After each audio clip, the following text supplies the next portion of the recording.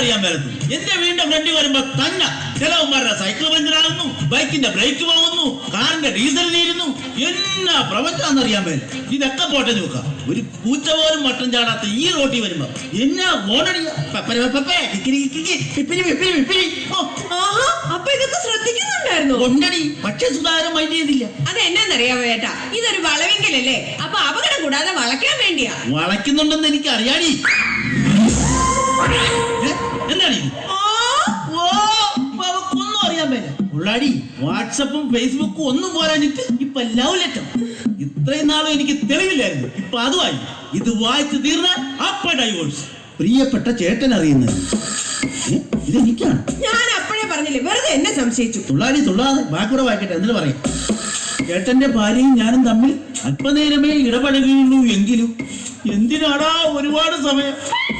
ചേച്ചിയുടെ മഹാമനസ്കത എനിക്ക് കാണാൻ സാധിച്ചു. ചേച്ചിയെ പോലെ ഒരു ഭാര്യയെ കിട്ടിയ ചേട്ടൻ ഭാഗ്യവാനാണ്. ഇനി ചേച്ചിയെ ഒരു കാലത്തും സംശയിക്കരുത് എന്ന് ഇപ്പോൾ ഇവിടെ നിന്ന് ചേട്ടനെ വെട്ടിച്ചോടിപ്പോയ സെയിൽസ്മാൻ ജയ്പോൻ. കണ്ടോ, ഇത്രയും വർഷം നിങ്ങൾ എന്റെ കൂടെ ജീവിച്ചിട്ട് നിങ്ങൾക്ക് എന്നെ മനസ്സിലാക്കാൻ സാധിച്ചില്ല. വെറും 5 മിനിറ്റ് എന്റെ കൂടെ ഇരുന്ന് ആ സെയിൽസ്മാൻ എന്നെ മനസ്സിലായി.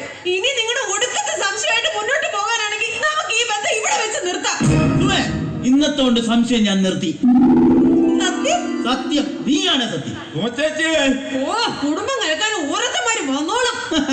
എന്റെ സുമേ, അങ്ങനെ നിന്നെ സംശയിക്കാനേ ഞാൻ തളത്തിൽ ദിനേശനല്ല, മടത്തിപ്പരമ്പിൽ സുധാകരൻ. നീ വന്നേ. സുരേഷൻ ഇപ്പൊ ചേട്ടനുണ്ട്, പോയിട്ട് പിന്നെ വാ.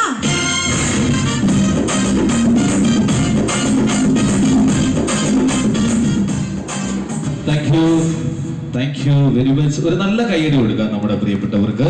വളരെ സന്തോഷം. വീണ്ടും നമ്മൾ പോകുന്നു മലയാള സംഗീതത്തിന് നാടൻ പാട്ടിന്റെ ഈണവും താളവും നൽകിയ കാലം.